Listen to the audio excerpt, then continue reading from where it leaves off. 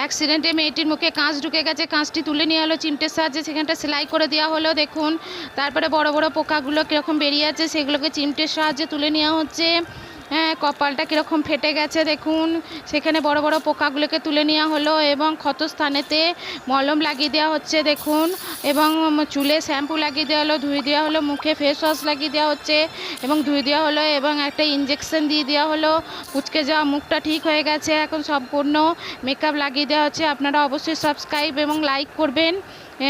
এখন চুলটি শেভ করে কেটে দেওয়া হচ্ছে, দেখুন কত সুন্দর চুলটা হয়ে গেছে, এখন দারুণ পরীর মতো লাগছে দেখুন মেয়েটিকে, দারুণ লাগছে। এখন সম্পূর্ণ চুলটা কেটে পরিষ্কার করে দেওয়া হলো, চোখে আইশ্যাডো লাগিয়ে দেওয়া হলো, ঠোঁটে লিপস্টিক লাগিয়ে দেওয়া হচ্ছে দেখুন। তারপরে ফেস পাউডার গালে পাপ করে দেওয়া হলো, এরপর গলায় হার লাগিয়ে দেওয়া হলো, কানের পরিয়ে দেওয়া হলো, ড্রেস পরিয়ে দেওয়া হলো। মেয়েটি এখন সম্পূর্ণ